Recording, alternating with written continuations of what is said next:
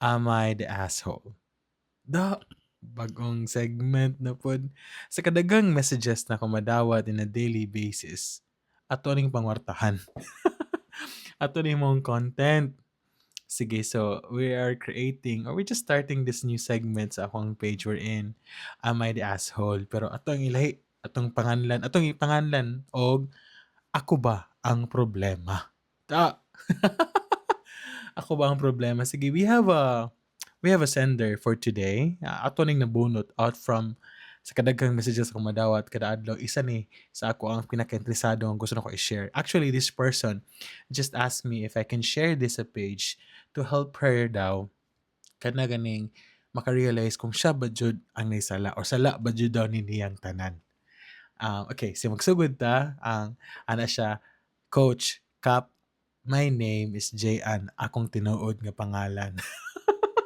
Dili niya tinuod nga pangalan pero yung pangalan nagsugod sa letter J. Okay, mo yung pangalan sa Facebook. So Jayan na lang daw.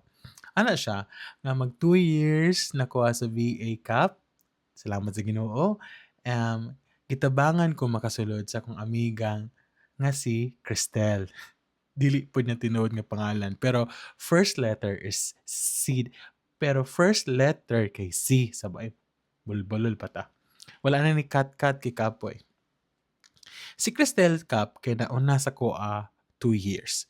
So, pagsulod na ko, lahi mi og role, nahimong smooth man pod ang akong pagsulod. Kitabangan ko niya, ang amo ang kliyente is very nice, very kind, and supportive. Everything was fine and I'm enjoying my role. Layo ra jud kayo siya kap sa akong trabaho sa una and pati sweldo, lahi ra jud. So mapasalamaton ko. Si Cristel, katong nagpasulod sa kuha kap, naay laing clients. Well, permi man niya ginapasundayag sa social media and tungod ani kay 6 digits earner na siya. Of course, nalipay ko para niya ug nahimo na ko siyang inspirasyon. Naalang ko'y napansin. 2 to 3 hours before sa iyang shift o sa among shift mahuman, mawala na siya. Tagulilong. Iyang mga task ginapasa niya sa ako, Tora. Sa sugod, wala ko kabalo ngano. Then I saw her post nga nag-onboard po day siya og laing client. Ay nag-onboard pa siya og new na pud nga client. Sa start, okay ra kay di man pud ko kaayo busy.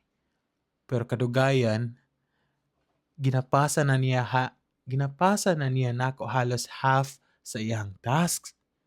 Ugay lagi dako akong utang na loob niya, himo lang pud ko. Sumpay. Pero niabot ang time cap nga nadungagan ang akong load from client. Sa mga So, tungod ato, magsige na lang kog OT to a point nga di na nako mahuman ang akong sariling deadlines. At di na ko maabot akong sariling deadlines. Libat na siguro magbasa. Kaya apason pa po na ako ang iyang task ug human. One day, gistorya ko sa client. Kaya nganong nag-decline daw ang akong performance.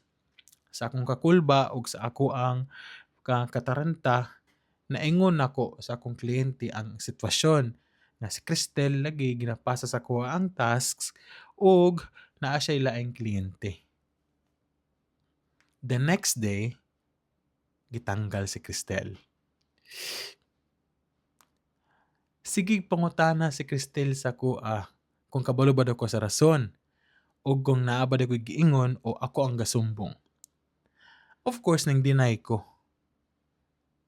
Akong pangutana sa inyong tanan og sa imong hakap sa imong mga followers. Am I the asshole? Ako ba ang problema? Inyong tanaw, guys.